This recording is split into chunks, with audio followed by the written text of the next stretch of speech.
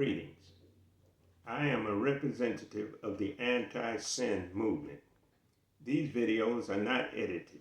They are AI assisted and read from script. Today's subject is Part 1, the Word, Likeness, and Image.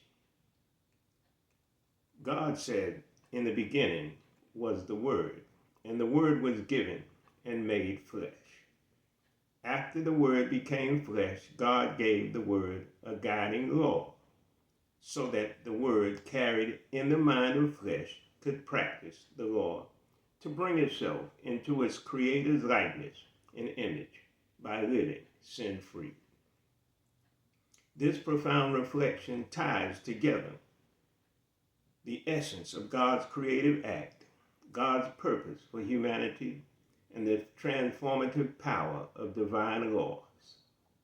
The Word as the beginning. In the phrase, "in the beginning was the Word," the word in Scripture, logos, is pronounced logos, represents the eternal creative power of God. God's lawful will, reasoning, knowledge, wisdom, and understanding. God's lawful word is the divine essence through which all things were made, as stated in John 1, verse 1 through 3. The Word is both the blueprint of creation, and the means by which creation aligns with God's purpose. The Word becoming flesh. When the Word became flesh, it took on human form, as described in John 1, verse 14. The Word became flesh and dwelt among us, among men. This incarnation signifies the embodiment of God's perfect, lawful will in humanity. It demonstrates that God's Word is not only abstract, but active and living, being capable of manifesting in the physical world within flesh. The guiding law.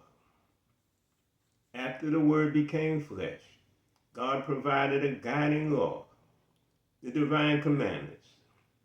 This law serves as a mirror of God's character, an instruction manual for humanity to reflect God's likeness and image within him or herself.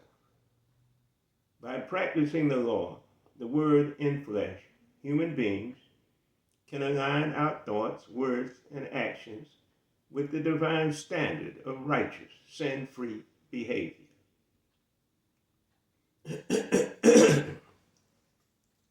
The law is not a burden, but a tool of transformation. As it is written, the law of the Lord is perfect, refreshing the mind, body, and, if you will, soul. Psalms 19, verse 7. It teaches humanity how to navigate life free from sin. Which sin distances us from our Creator. Obedience to God's law is not merely about external compliance, but an inner renewal that brings the mind and body closer to God's likeness and image. Living in the Creator's likeness. To live sin-free is to embody God's holiness, for sin is the opposite of God's nature. Sinfulness is the opposite of God's nature. When one practices the guiding law in mind and body, we cultivate divine virtues such as truthfulness, kindness, love, peace, and happiness, mercy, humility, and justice. In doing so, we fulfill the purpose for which the Word became flesh, to restore humanity to the image and likeness of God, as initially intended in Genesis 1, verse 26 through 27. This journey requires constant vigilance and commitment, as the word carried in flesh is lived through obedience to God's law. Individuals are sanctified, transforming our lives into testimonies of God in the flesh. This process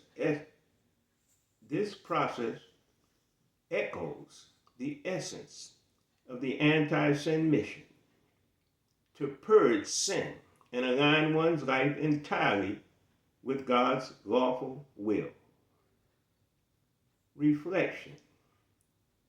It's a reflection. These principles and practices highlight the intimate relationship between God and humanity. The Creator not only gave life, but also provided the means for that life to be protected, sustained, and perfected.